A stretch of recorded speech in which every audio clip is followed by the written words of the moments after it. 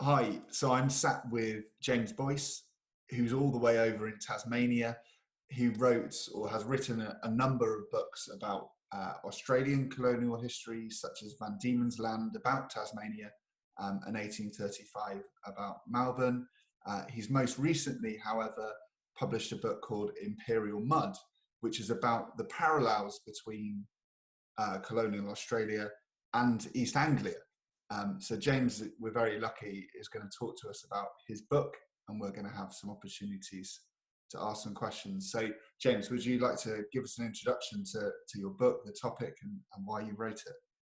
Yes, yeah, thanks, Sam, and a hello to everybody, and thanks for having me on. And it's so my new book's called Imperial Mud: The Fight for the Fens, and it's sort of chronicles. It it goes right through back into Roman times through to the present, but mainly concentrated on the period of drainage and the resistance to the drainage, and in the fens, drainage went with enclosure.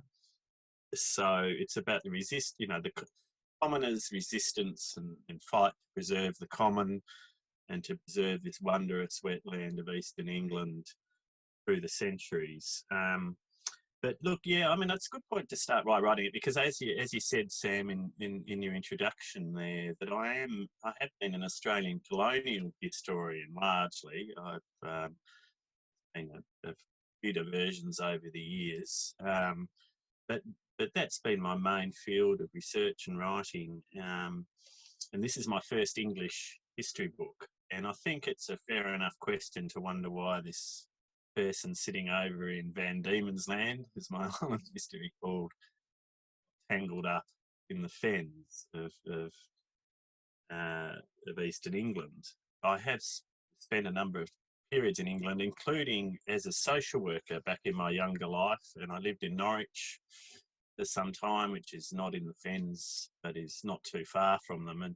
And it was probably I think looking back, it's my favourite ever social work job I had, because I was working with elderly people, and I got to travel around meeting these old country folk who, needed a bit of a hand to stay in their own home. And I think it was that sort of process and listening to their stories, because I got to listen. I mean, I could have sat with any one of them all day, really. And so that was a great privilege, and part of the book.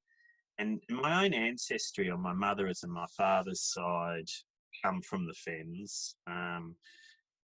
But that wasn't really a beginning of the book, but I think it helped sustain it as I discovered that. I didn't realise on my mother's side to how much, she was from the southern Lincolnshire Fens, from her family, and my father's from Cambridgeshire. And I think that sort of unpacking that. I mean, I was always remember I read a PhD thesis quite late into the research for the book, and it was all about Boyce's. And there was a James Boyce who'd been sent to the Tower of London, and this is for his resistance to the drainage of the fens around Whittlesea Mere and 17th century. And so, of course, these things help sustain it, the personal story of that long road of research and writing. But so that's part of it. But really, I think really the most important part of the book is, and is what we're going to be talking a bit about today, was that there was a connection. When I found these sort of connections with Australian colonial history, um, a lot of the books that I read on the history of the Fens as part of learning about my own ancestry and sort of learning about the country a bit, they were still being written from a sort of a determinist mindset, and how Australian history was being written in this way up until the 1980s, in which um, all power rested with the imperial invaders. Whether you lamented or whether you celebrated um, what happened as a result of British colonisation, we were never changed. We were the ones who made the future for the Aboriginal people. The invaders, everything was unfolding almost according to a script. No matter what Aboriginal people did, it wasn't going to change. We were not going to change. these great economic forces, or in the 19th century it was providential forces, were sweeping over the continent. It was a sort of inevitable product of history. And when I was reading the histories of what was happening in the Fens, it was sort of like that it was acknowledged that local commoners would resist, that they were sort of powerless country folk who really had no hope of stopping enclosure. This was part of the big forces that were sweeping through English history, and sweeping through the sort of associated with the rise of capitalism and new technologies and powers of the centralised state, and how of course this was it was forlorn resistance, not worthy of too much discussion, because it wasn't really going to change anything. It didn't change anything. And the technology, there was a sort of level of technology worship in some of these books, where, because the technology existed for total drainage, then of course it's going to be used, as if all human agency is surrendered at that point. As soon as as the technology develops in the 17th century to start draining the Fens, of course it's going to be used. So a sort of technological determinism, a sense that there's no other future. And I also noticed how the local people were being, all power was given to the invasion even before that. So there was, I know that English history has moved on from this in many ways, but a lot of the books on the Fens seem to still succumb to the idea that history begins anew with each invader. A bit like in Australia, history began anew in 1788. There now is, it's sort of this hard line. And it was like the arrival of the Romans and the arrival of the Anglo-Saxons, and then the arrival of the Normans. You had history beginning all over, as if in these remote wetlands, these vast million acres of human-managed, occupied, lived-in wilderness, this extraordinary ecosystem of Eastern England, this lost, very, very wealthy in terms of natural resources, not some sort of unproductive swamp, but an enormously productive area, heavily populated, one of the wealthiest areas of England in the Middle Ages, because of the power, the natural resources, and people living a way of life adapted to the land, using the seasonal pastures in the summer when the waters would recede, and accessing a wealth of natural resources from the common. But it was instead of the emphasis on the continuity and the way they adapted to these different invaders, and the way that they absorbed, it becomes part of the story, but it's not like the story ends. People carry on with their way of life. And there's a lot of continuity that can be seen. Probably the biggest impact of the Romans was the introduction of the metal spade, or possibly the malaria.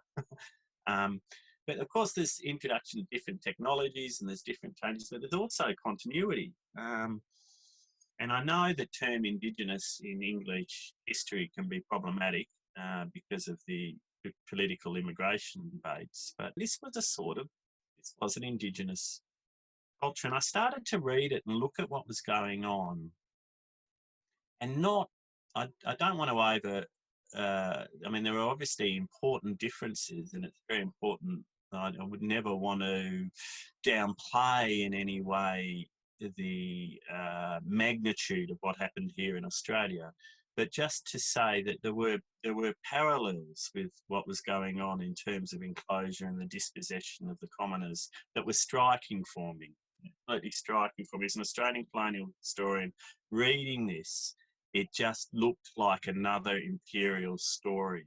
That's why I became fascinated. I thought, this is so close to the heart of empire itself. We have so many of the same themes being played out, including resistance and multifarious forms of resistance, including successful resistance in many cases too, where drainage could be held up from built up for over a century in places, and including colonisation, because the Fens, when they were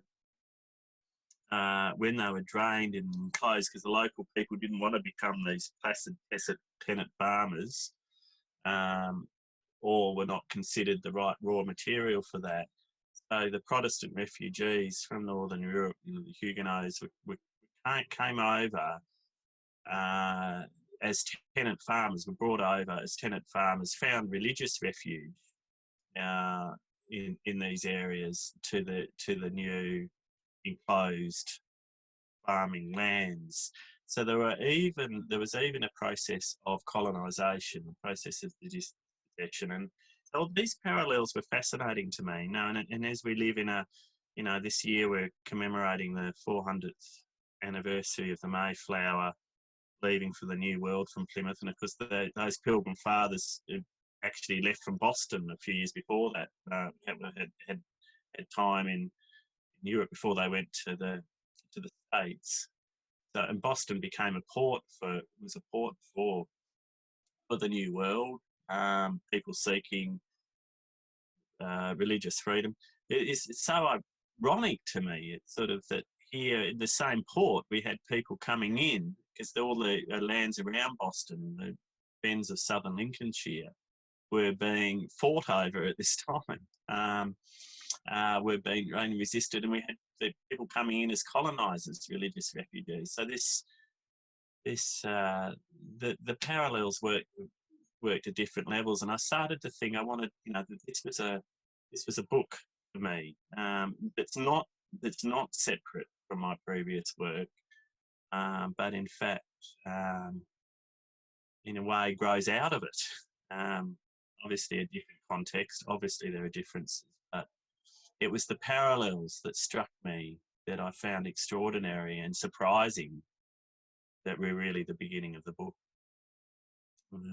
Yeah. So could you give us, in a sort of nutshell, what happens in the Fenlands with the kind of clearances there? Yeah, so we have this area is, just to give people, because it is largely a vanished landscape. Obviously, there's still the area we call the Fens today, and it's still it's an area of England that I have a deep connection with still, and many people do. I mean, it's still an amazing landscape, and there's some things that have stayed the same. The vast skies, and without being too hippie, we can say some sort of soul of the land. But generally speaking, it's important to try and describe it, because it is gone. In terms of what was there, is a vanished land, and it vanished largely before landscape, and it vanished largely before photography. So I think there hasn't been a lot of cultural memory carried over of the richness and wonder and extraordinary landscape. And I mean, the rivers of central England, as we know, they flow towards the Wash, and they drain into the Wash. But now they flow they flow really essentially as canals as they approach the Wash, which is fairly. The water there is not deep, and there's a lot of sediment build up, and that was of course the old land bridge until not that long ago. I mean, we're both talking to each other from two islands that were formed around the same time, actually, historical time. Tasmania used to have a land bridge across to mainland Australia about 10,000 years ago. You had the land bridge across to Europe through across the North Sea. And so the gradient of these rivers got lower and lower, and historically, until drainage, they meandered. So they broke their banks and would meander into countless streams and tributaries and form a wetland. So if we want to picture this landscape, in many ways it's probably closer to the Amazonian Delta than it is to the ordered, flat, highly productive industrial scale farmland that it is now. And the slightly higher country was where the villages were formed, which of course are still there. But this land was not. I mean, it's the land was denigrated by those who wanted to drain it as a sort of barren waste in later years. But there's the medieval chronicles knew well it was a very rich country, and again, if you think of where most early civilizations emerge, it is in wetlands, and for good reason. So areas like the Euphrates, the Nile Delta, and some in India and China. I mean, these areas become centres of early civilization for the reason wetlands offer very reliable food sources and other products year round. So James C. Scott's written a wonderful book called Against the Grain, in which he points out that there's no smooth transition in human history from hunter-gatherer to farmer. For most of human history, people were hunter-gatherers and farmers. And the Fens was like that, so that there would be the seasonal grazing on the there is rich summer pastures when the waters would recede in the summer, and they'd be fertilised and highly nutrient rich. But there's also, then it's not just about the eels that are well known, it's different types of fish and water birds and patches, reeds and, fuel sources. So we have a very economically productive and rich culture. And as James C. Scott points out also in his book provocatively, the move to full-time farming is usually about taxation and control of people, rather than just human progress, as if this is sort of full-time farmers that inevitably have a higher standard of living or a richer cultural life than people who are also hunter-gatherers. And of course, it's a common, and we know what a common, this area, commons doesn't mean it's not owned by somebody. In the Middle Ages, most of this land was, or a lot of it was owned by the big monastic houses as the centre, a real monastic establishment, and people know about Ely and some of the other big monastic houses of the Fens. And there are many smaller ones as well. But the commons refers to, as we know, these customary traditional uses of the land, rather separate question from the sort of formal legal ownership, which at least since Norman times, all of England's owned by somebody. And in the Fens, there were some big private landlords, and there were the monastic houses, and there were people living right through this rich wetland. The biggest lowland lakes by surface area in England were there, and they had a sort of a level of independence, I suppose you could say, out in the Fens itself, from some of the other areas of England where of course the lord of the manor is much more on their back and literally there. In the Fens, there's a lot of these areas are quite remote in terms of everyday supervision, and the villagers living a rich customary life, but also generating quite a lot of surplus from the common. And I talk in the book, I move through the Roman period, Anglo-Saxon period, and that medieval period fairly quickly. If you want to get through 1,000 years, it's nothing like reading Imperial Mud. You can probably do it in an evening, because my focus really is what happens in the 17th century, when the Stuart kings pretty keen for some cash, and the centralised state, as we know in England, is becoming, the power of the state is growing, and they come up with an idea of using the Dutch sort of, I mean, we call them engineers, but they were really sort of entrepreneurs, adventurers, sort of venture capital sort of people, who are undertaking draining works in Germany as well as Holland and other parts of Europe. the 17th century, draining significant areas. And I thought, well, if they drain the Fens, or at least this significant part called the Great Level in Cambridgeshire, then what would happen? That would the people who were paying it would be paid in enclosed land, in a sense, so that people advancing the capital. So the king would lead it, get a share of the revenue. Big landowners would get some. Those who were putting up the capital would get some. Everyone would get a bit, and even the commoners, some of the better off commoners, would be given a bit of a handout. But everyone was really a winner except for the ordinary people. You know, with Fens would be drained. It would be enclosed, which of course we know in English history the term means the extinguishment of common rights. The modern notion of private property has an exclusive rights, total rights, all those customary rights, which in Fens go back to, into distant memories of time. I mean, common rights is not one of the things that's, I think, important to understand, because we tend to think of common rights as they were defined by courts. So when enclosure commissioners or others would look at common rights, they often get codified into your right to gather fuel at this time of year, or your right to graze. Now, this is an attempt from a modern system in the courts to really make sense of a very complex, diverse system of commons that we have that existed, that are based much more on customary use. It's a bit like what happens in Australia with Aboriginal land rights. To assert land rights, native title rights, they have to go through the court, which only understands this in sort of a contemporary Western legal way.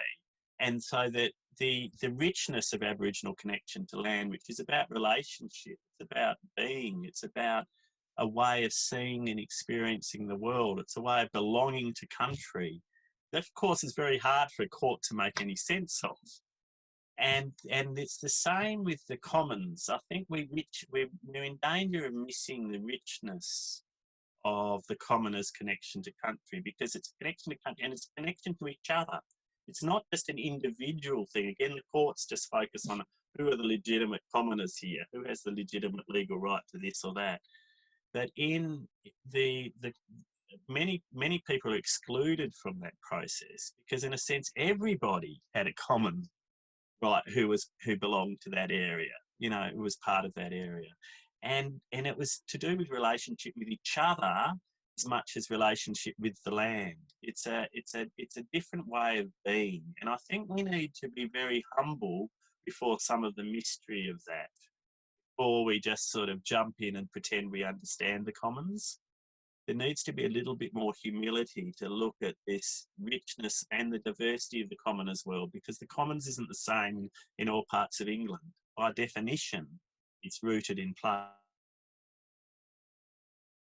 place. And so in the Fens, the commoners have one of the most sustained and one of the most successful resistance to the process of enclosure and drainage is anywhere in England.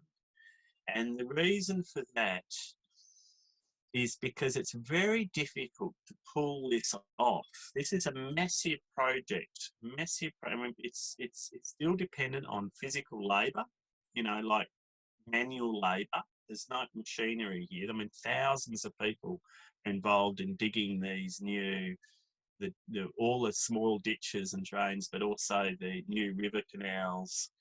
That's labour intensive, and it's really open to destruction of the drainage works. It's a big area, it's a remote area, and so a bit like in any what we might term guerrilla warfare now, that term emerged in the Peninsula in the early 19th century campaigns against Napoleon. But the power of local people in remote areas just to undo the work at night of drainage, to withhold their labour, but to destroy work. There's capacity for resistance, and that was played out in the Fens. And then it got tied up with the Civil War, which adds a lot of colour to the story and a lot of interest to the story, because Cromwell is from the Fens.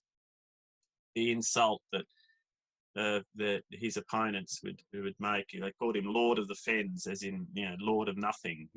Much of the work is reversed during the Civil War. They destroy the drainage works, reclaim the common. Now, he sends in the parliamentary troops into Cambridgeshire. Cromwell, he sort of betrays them, really. The Levellers get caught up with it, some of the more radical wings of the Civil War. So it's a very interesting story at that time.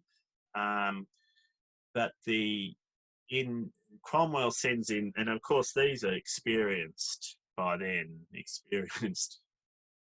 campaigners. The troops he's sending in know how to restore law and order.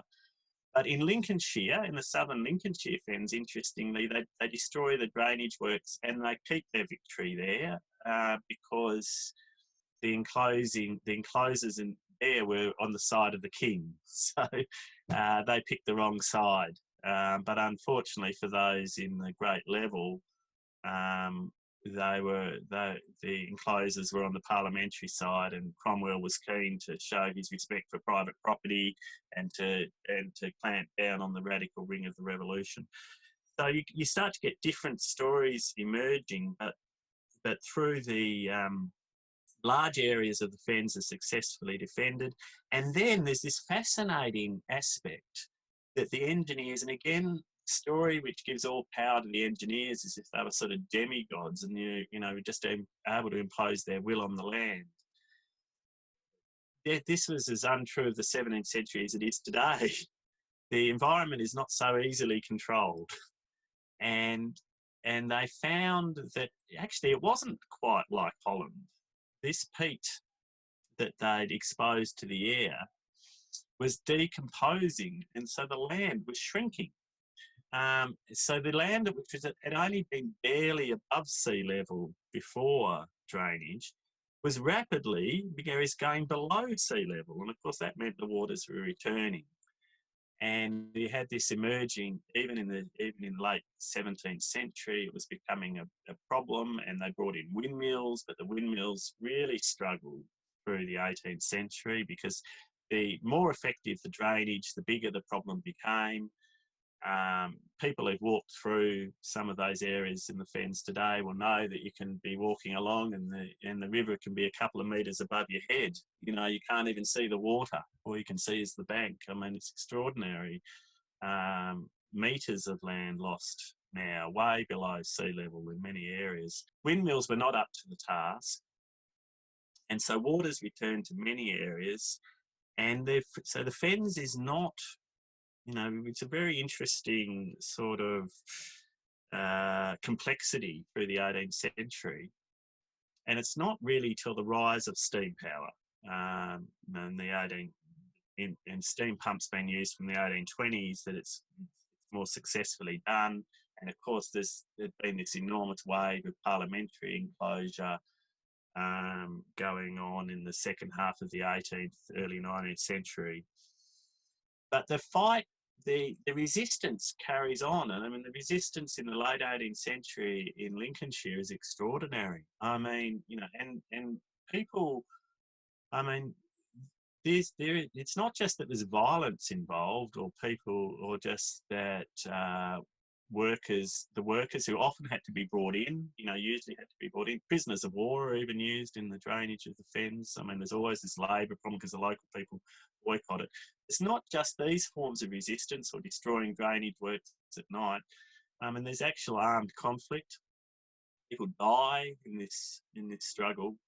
When they bring in colonisers, as I was mentioning before, I mean, villages are burnt to the ground. I mean, this is awful. As well as there's some of the horror. Again, not on the scale, but there some of the horror that we see in colonial frontiers is there. The final outcome, though, that it seems to be the victorious powers, the centralised state. They send in troops. They have soldiers based there. They impose their will. The courts are used very effectively to banish people, to lock them up, to fine them.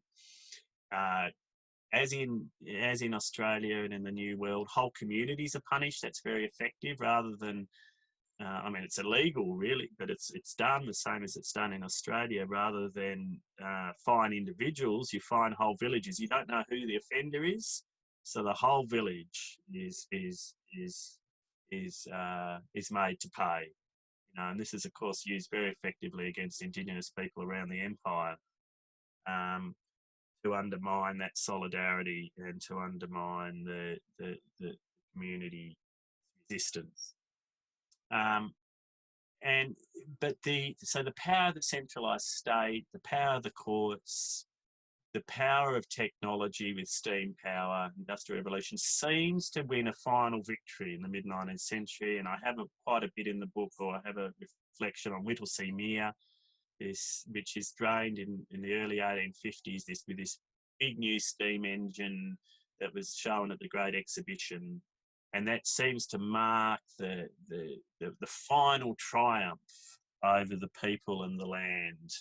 But in one of the great ironies, we know the abolition of the Corn Laws and the free trade in the second half of the 19th century means that cheap North American wheat floods in, and while initially the local market holds up, by the late 19th century, there's not much, there's a real crisis for agriculture in England, and a lot of areas are the returns on the land are much lower.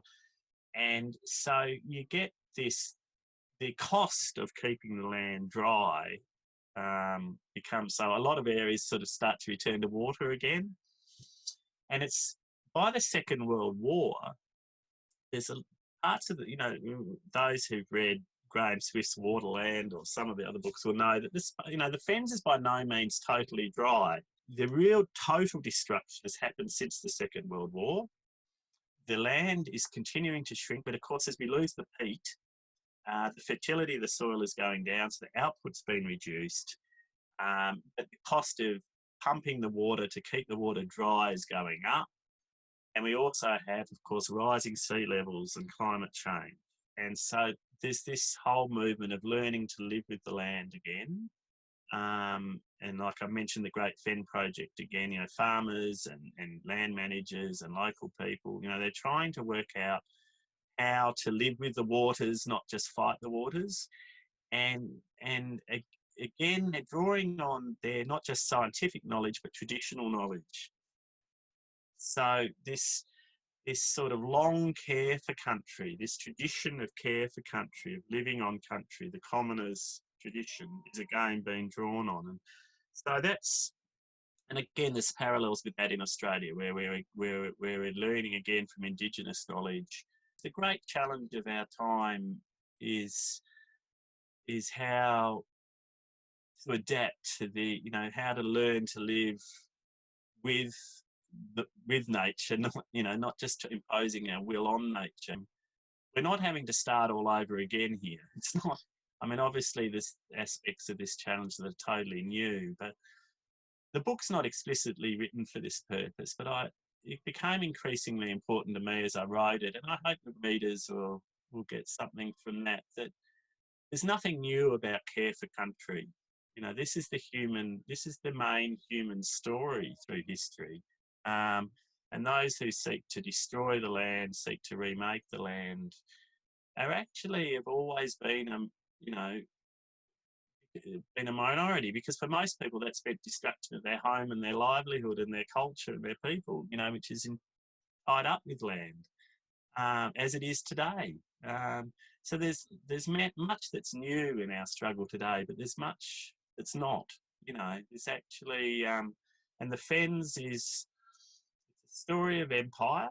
It's a story that's integrated within the imperial story,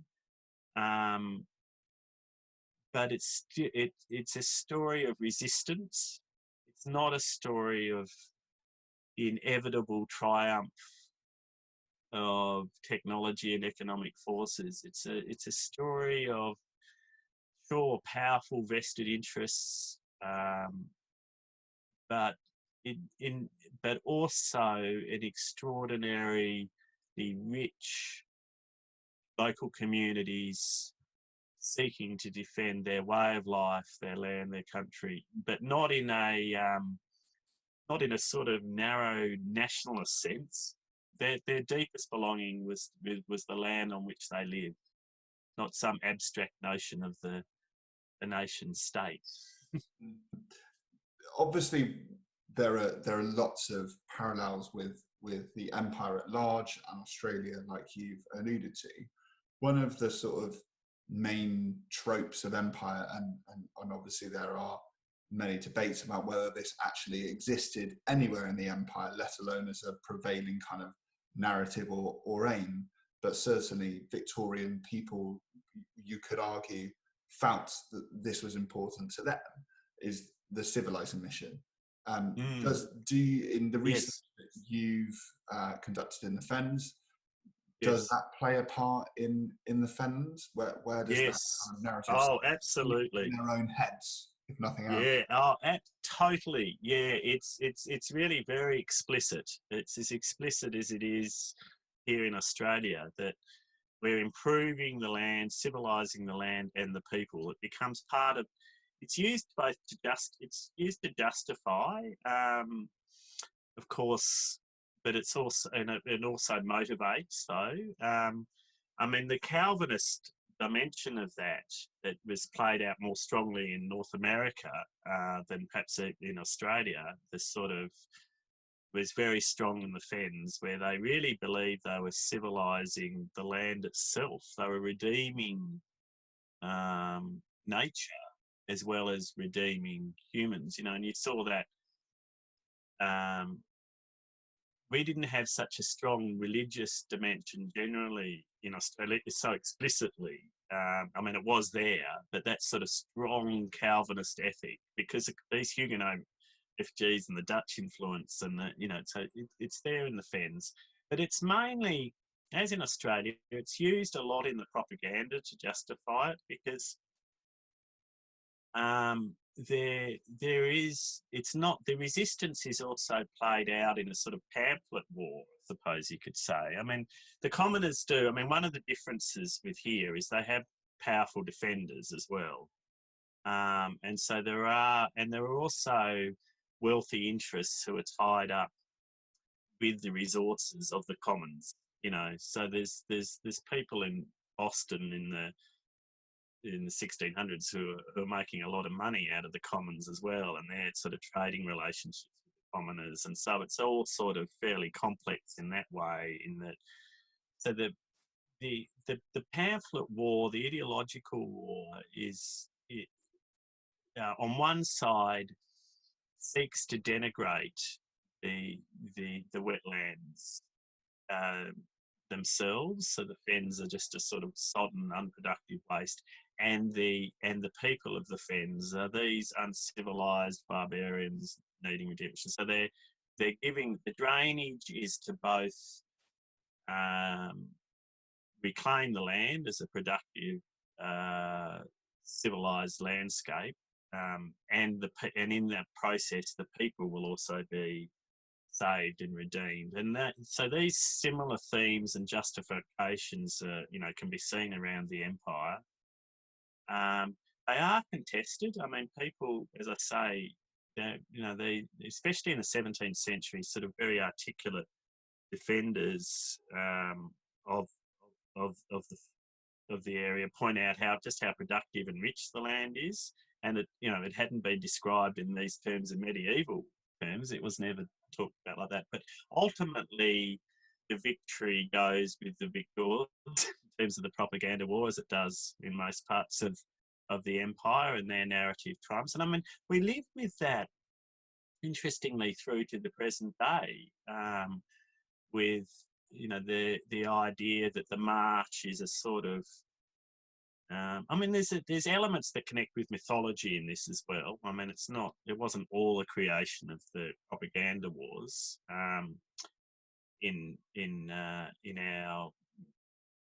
The marsh has often been a place of barrenness and threat, but that's often because it's very difficult for the ruling elite to impose order in those areas.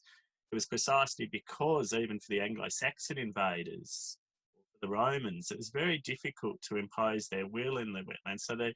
So the marshes become places of disorder. And if you look at the saints, the founders of these the stories that are told about these monastic heroes who found the big monastic houses that are so influential through the Middle Ages. So it's often they go into the wilderness, marshland wilderness. But then if you read even the stories, I mean, then there'll be these local people, hold on, who are helping them. You know, like I talk about that in the book.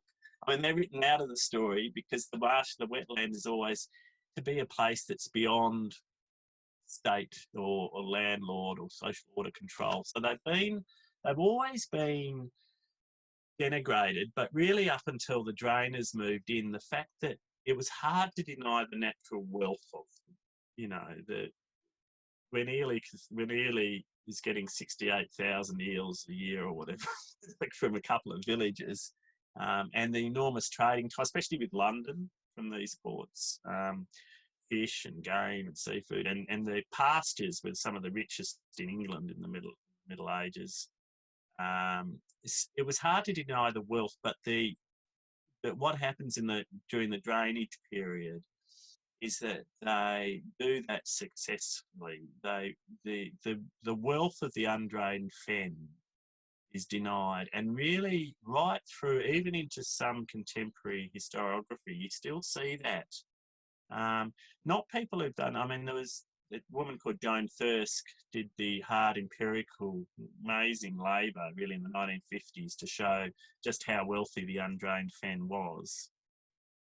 But it's too research. I mean, it still gets reproduced by people who really should know better. It's an open question, actually, whether the drained fen, at least initially, was more productive than the undrained fen. And certainly it wasn't drained because it was going to be more productive if it was drained. It was drained to get monopoly rights over it by those who were draining it.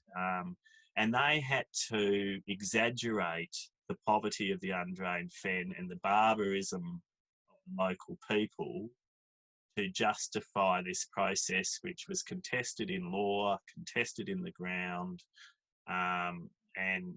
and that was all true in Australia as well. A lot of the legal notion, you know, this was contested, but obviously the fact that it's in England amplified that. I mean, they had a level of access to courts and parliament, and that obviously Australian Aboriginal people didn't have, and even though the strict notions of race that developed later in the 19th century aren't there, the fact that these are English people obviously moderates what's happening on the ground in terms of violence and the processes used compared with what's done to Aboriginal people. So that's what I mean. I don't want to, I don't want to overplay the comparison, but there are similarities in the broad themes. The consequences of dispossession are profound. I mean, the growth of poverty, the suffering of people when they lose their common rights. People are made homeless. Thousands of people are made homeless, and they become, many of them, as we know, move into the industrial cities, for the growing industrial cities for work. But some of them become immigrants. Now, there's a lot. Some of them become, both in Australia, both through as convicts, but also as small settlers. So there's sort of the connection to empire operates on many different levels. It's interesting. It almost seems what's driving it in the Fens is to an extent commercial, but perhaps more about control, in a way, I suppose. So obviously the book is available in all good bookstores and online as well, I would assume. But yes, online. It sounds absolutely fascinating. I'll show the cover in case you see it in the bookshop. There we go. Excellent. Thank you for that. Yeah. I mean, it sounds fascinating, and obviously James has got a wealth of other books as well. I'm reading, or it's on my list to read this one next. Ah, yeah, Um, that's my so first. Yeah. it came the other day, and also Oh, thank you, Sam. 1835, which I believe is about the colonisation of Melbourne. Is that correct? Yeah, it's about the but also how that begins the land rush through the eastern Australian grasslands, really opens up the continent. It's actually the legal colonisation under British law, um, and eventually it gets sanctioned by the British government, and they sort of cave into this uncontrolled land rush that proceeds through the grasslands of East Australia. So it's about how that came to be and what the consequences of that were. Yeah. I So, if also have a very strange book on original sin, but which I'm not quite sure how that connects with all of that. well, with The idea, yeah, army teachers perhaps as well might be listening to this. yeah, But no, I managed to get this one on a very well-known online bookstore, which I won't mention here for obvious reasons. But you know, these books are available, and so if you want to know more about the history of the Fenlands or Australian history and how that all mixes together, do go out and buy these books. In addition, as well, James and I are actually going to stay on the line and do another couple of videos about Australian history and I guess the kind of state of history, both in Australia and the UK. And perhaps I think from what we have discussed, Australia is a bit further ahead in that. So maybe there's things that we can learn as a history teaching community and a broader history community from Australia and their history wars they've been having over the last sort of 30 years or so. So do go on and listen to those other videos as well. But all that remains for me to say really is a huge thank you. Oh no, thank you, Sam. Yeah. And Look, I'll just say to people too that I'm very happy. I mean, I'm at James Boyce Books on Twitter, and if out of this conversation or the ones we're to have, people have a question, I'm very happy for you just to send me a message. And you know, depending on the time I've got, obviously, but I'll certainly answer them all and provide my email that way, and you know, to carry on the conversation, because history teaching is, there's nothing more important than that at the moment, and you're anything I can do to support the work you're doing, because you're doing the real work in a way. And so I'd say thank you to all history teachers, and you're not given the recognition that you should be in our culture, in Australia anyway. And it's so telling the story, our story of who we've been and how we become who we are. What can be more important than that in terms of shaping who we're going to be? And so, you know, I just say thank you to you all. And if I can do anything, if you've got a question or anything, you know, in terms of what we talked about, please do just give me a message, or Sam can give you my email too. I'm happy for that. Thank you ever so much. That's fantastic. Well, do go out and check out those other videos and James's books, as we just said. Thank you. Thanks, Thanks for watching this video from the Be Bold History Network. If you enjoyed this video, please hit subscribe on our YouTube channel. You can also get in touch with us on Twitter at BeBoldHistory, and if you are talking about us, use the hashtag BeBoldHistory. Thanks for watching.